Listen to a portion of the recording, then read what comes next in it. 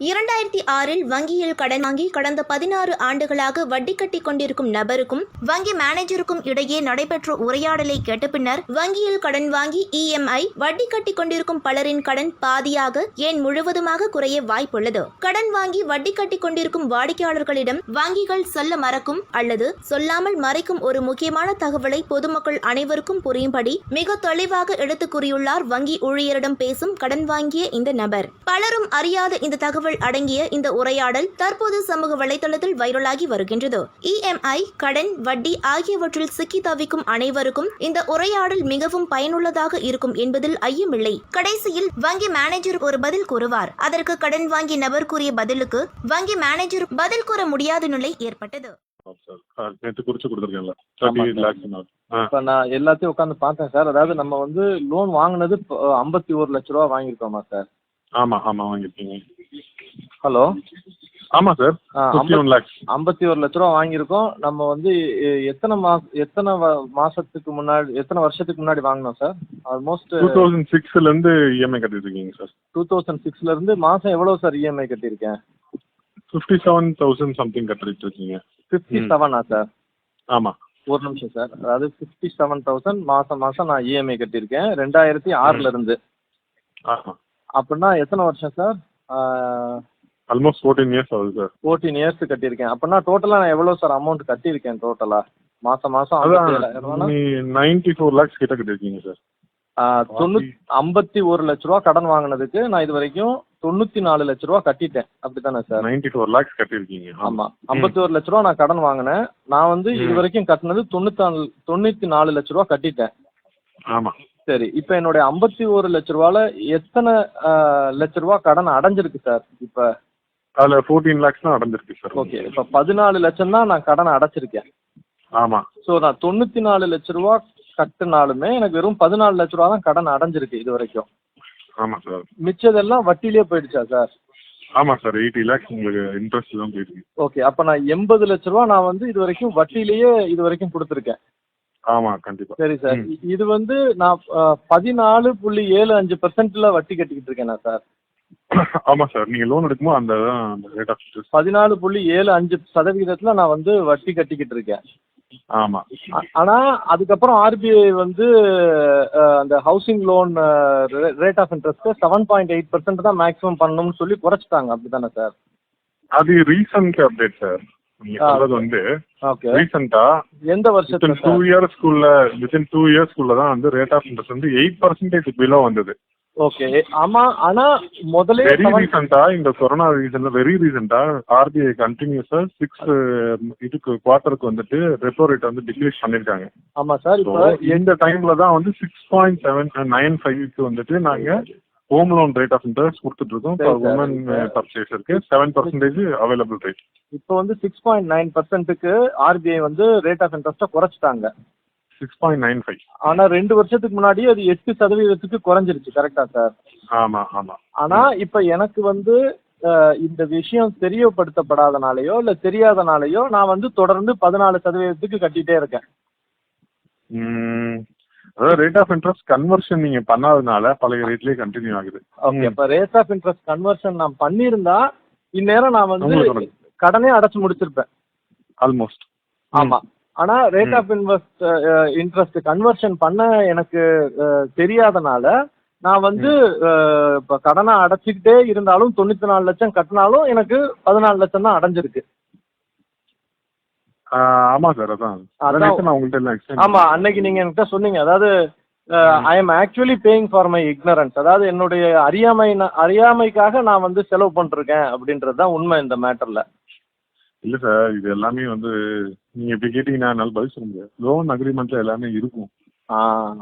Everything will be there. ஏன்னா அந்த loan agreement எடுத்து நீங்க படிச்சு பாத்தீங்கன்னா லோன் அக்ரிமெண்ட் பேப்பர் வந்து ஐ திங்க் 28 பேப்பர் இருக்குன்னு நினைக்கிறேன் சார். 28 பேப்பர் எல்லாருமே வரி தீராம படிச்சு கையெழுத்து போடுறது இல்லைன்னு நினைக்கிறேன். அவன் கஷ்டத்துக்கு லோன் வாங்குறான். அப்ப வந்து 28 பேப்பர் உட்காந்து படிச்சுட்டு இருக்க மாட்டான். பட் நீங்க சொல்ற விஷயம் கரெக்ட். அதாவது 14%க்கு நான் வந்து வட்டி கட்டிட்டு இருக்கேன் ஆக்சுவலா. ஆனா ஆர்பிஐ வந்து அதை 8%-ஆ குறைச்சிருச்சு 2 வருஷத்துக்கு முன்னாடியே. இருந்தாலும் எனக்கு அந்த விவரம் தெரியல. இல்ல சார், ஆர்பிஐ ரேட் வந்து கைட்லைன் ரேட் தான். அது எனக்கு தெரியும் சார். நேற்று உட்காந்து நீங்க சொன்னனால நானும் உட்காந்து நெட்டை உட்காந்து படிச்சேன். ஆர்பிஐ வந்து பேங்க்ஸுக்கு ஒரு கைட்லைன் கொடுக்குது. அதாவது பப்ளிக் இதுக்கு மேல நீ ரேட் ஆஃப் இன்ட்ரெஸ்ட் பண்ணி மக்களை கஷ்டப்படுத்தாத, நானே உனக்கு கம்மியான ரேட் ஆஃப் இன்ட்ரெஸ்ட்ல கொடுத்துட்றேன். ஏன்னா நம்ம டெமோக்ராட்டிக் கண்ட்ரில நம்ம அரசாங்கம் மக்களால் தேர்ந்தெடுக்கப்படுற அரசாங்கம்ன்றனால மக்களுக்கு சாதகம் பண்ணணும்னு ஆர்பிஐ நினைக்குது. அதனால வங்கிகள் வந்து மக்களை வந்து அதிகமா மக்கள்கிட்ட இருந்து பணத்தை புடுங்கிருக்க கூடாதுன்னு ஆர்பிஐ வந்து சில சட்டங்கள் போடுது. ஆனா அந்த சட்டங்கள் வந்து மக்களுக்கு போய் சேர முடியாத சூழல் இருக்கு. ஏன்னா மக்களுக்கு அது தெரியும். ஆனா வங்கி வந்து தொடர்ந்து 14% வட்டியை போட்டுட்டு தான் இருக்காங்க. கேட்டா இல்ல நீங்க வந்து எழுதி கொடுத்தா நாங்க வந்து 8% கொடுப்போம், நீங்க எழுதி கொடுக்காதனால உங்க தொடர்ந்து 14% வட்டி கட்டுங்க, நீங்க உங்களுக்கு விவரம் தெரியல, வட்டியை குறைச்சிருக்குன்றத நீங்க அப்ளிகேஷன்ல எழுதினாதான் நாங்க குறைப்போம், இல்லைன்னா நாங்க எங்க லாபப்படுறதுக்கு நாங்க ஏன் குறைக்கணும், 14% நான் கட்டிட்டே இருங்க அப்படின்னு.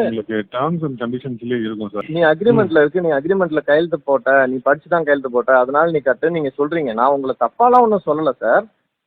நான் என்னுடைய கேக்குற கேள்விக்கு வந்துட்டு எனக்கு புரிஞ்சிருச்சு. நான் அதுக்கான இல்ல நீங்க சொல்றத நான் அக்செப்ட் பண்ணிக்கிறேன். ஆனா என்னுடைய ஒரு சின்ன ஒரு நான் வந்து ஒரு டாக்டர்னு வச்சுக்கோங்களேன், எனக்கு வந்து உங்க பேங்க் பத்தி ஒண்ணும் தெரியாது இல்லையா. அதே மாதிரி நீங்க வந்து பேங்கர்னு வச்சுக்கோங்களேன், உங்க உடம்ப பத்தி உங்களுக்கு ஒண்ணும் தெரியாது இல்லையா. பாருங்க, அதாவது நீங்க பேங்க் ஒர்க்கர், பாவம் நீங்க என்ன செய்வீங்க, உங்களுடைய பேங்க் உங்க பேங்க் ஓனர்ஸ் இருக்காங்க, போர்டுல மெம்பர்ஸ் இருக்காங்க, அவங்க தான் பணம் சம்பாதிக்க போறாங்க. உங்க சமீப காலங்கள்ல உங்களுடைய பேங்க் ஓனர் வந்து எத்தனையோ 1000 கோடி ரூபாய் சம்பாதிச்சுட்டு எக்ஸிட் ஆனார்னு சொல்லி நியூஸ் பேப்பர்ல எல்லாம் படிச்சாங்க. அவர் பணக்காரனாக போறாரு. ஆனா நீங்க இதே மாதிரி தானே இருக்க போறீங்க. உங்களை நான் குறை சொல்லல, உங்களோட நான் எம்பத்தைஸ் பண்றேன் சரிங்களா.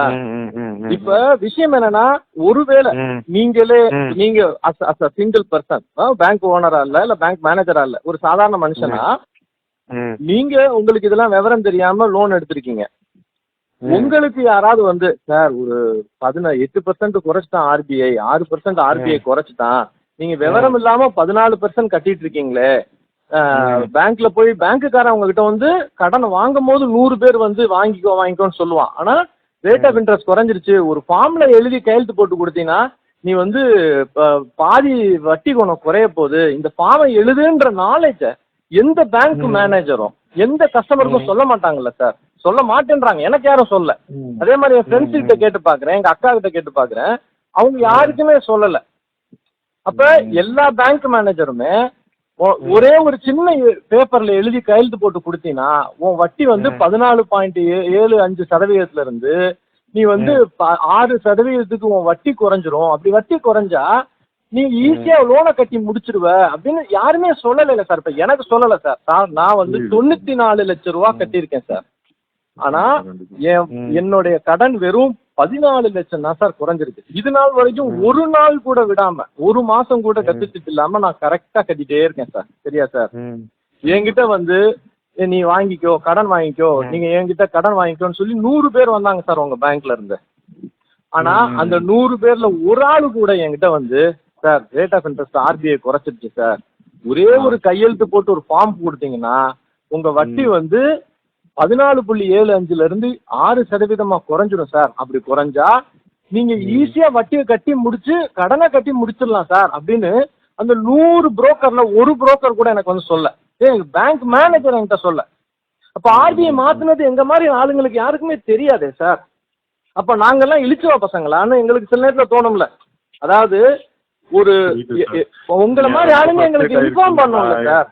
சார் நான் பணத்தை கட்டதான் போறேன் சார், நான் எனக்கு இனிமே பேங்க் லோனே வேண்டாம் சாமி, இனிமே என் லைஃப்ல பேங்க் லோனே வாங்க போறது இல்லை சாமின்னு முடிவு பண்ணி நான் என் கோல்டு எல்லாத்தையும் வித்துட்டு உங்களுடைய பணத்தை நான் டோட்டலா கட்டி முழுகிடுவேன், என்னமே தலை முழுகிடுவேன் உங்க பேங்க். அதுக்கப்புறம் உங்க ஆளுங்க எவனாச்சும் ஒருத்தன் மற்ற லோனுக்கு நீ வீட்டுக்கு வந்தான் அவ்வளவுதான், இனிமே நான் பேங்க்ல லோனே வாங்கக்கூடாது முடிவு பண்ணிட்டேன் சார். என் கையில என்ன பணம் இருக்கோ அதை நான் வந்து சேமிச்சு நான் பொருள் வாங்கிக்குவேனே ஒழிய நான் இல்லாத காசை வச்சு எனக்கு தேவையில்லாத பொருளை நீ வாங்கவே மாட்டேன். நிறைய பேர் வந்து but this is answer to give. அதை நான் உங்களுக்கு பர்சனலா சொல்றேன். நான் it is not official term. நான் உங்களுக்கு சொல்ல பர்சனலாவே நீங்க இப்ப லீகலா சேலஞ்ச் பண்ணாலுமே என்ன சொல்லுவாங்க அப்படின்னா, information is available in the public domain தான். அதனால வந்துட்டு there is no necessary for HDFCயோ ஒரு ஆக்சிஸ் பேங்கோ ஐசிஐசியோ even SBI for that matter அவங்களுக்கு வந்து there is no obligatory to educate customer அப்படிங்கிறது சொல்லுவாங்க. ஒரு செகண்ட் சார். இப்ப உங்களுடைய சுகர் லெவல் எவ்வளவா இருக்கணும்னு பப்ளிக் டொமைன்ல இருக்கு சரிங்களா? 80 to 120 தான் இருக்கணும்ன்றது பப்ளிக் டொமைன்ல இருக்கு, நெட்ல இருக்கு, எல்லா இடத்துலயும் இருக்கு சரியா? நீங்க சுகர் லெவல் அதிகமா போய் சாகக்கூடாதுன்னு சொல்லிட்டு நான் டாக்டரா உங்களுக்கு பிரிஸ்கிரைப் பண்றேன். ஏன் சார்? பப்ளிக் டொமைன்ல இருக்கு சார். நீங்க வாட்டுக்கு எல்லாத்தையும் சாப்பிட்டு செத்து போங்க சார், நான் உங்களை சொல்ல மாட்டேன். ஏன்னா ஒரு டாக்டர் நானும் ரெஸ்பான்சிபிளா நான் என்ன சொல்றேன் சார், உங்க சுகர் லெவல் 80 to 120 தான் இருக்கணும், அதனால நீங்க இந்த மெடிசன்லாம் சாப்பிடுங்கன்னு உங்களை நான் எஜுகேட் பண்றேன் சார். பப்ளிக் டொமைன்ல இருக்கு சார். நீங்க பப்ளிக் டொமைன்ல 80 to 120 தான் இருக்கணும் இருக்கு. நீங்க அதிகமா சாப்பிட்டீங்கன்னா நீங்க சாக போறீங்க.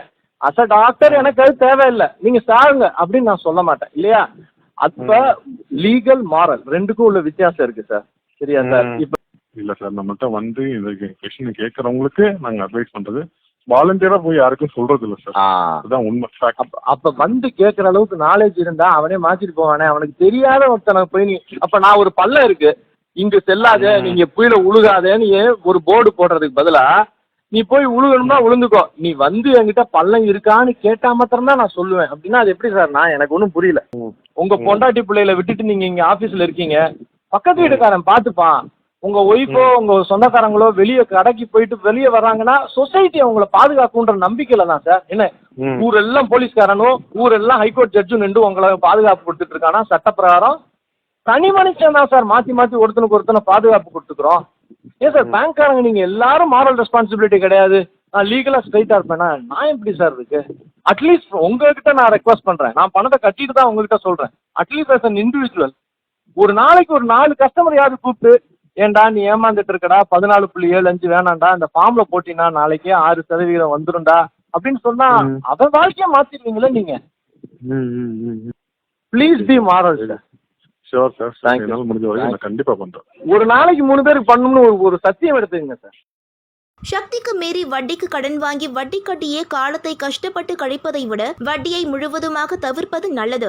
வாங்கியது 51 லட்சம், கட்டியது 94 லட்சம், ஆனால் இன்னும் கடன் தீரவில்லை. வட்டியின் கொடூரத்தை மக்கள் புரிந்து கொள்ள வேண்டும். சற்றுமுன் டைம்ஸ் சோஷியல் ட்ரெண்ட் செய்திகளை தவறாமல் காண நம்ம சேனலோடு தொடர்ந்து இணைந்திருங்கள்.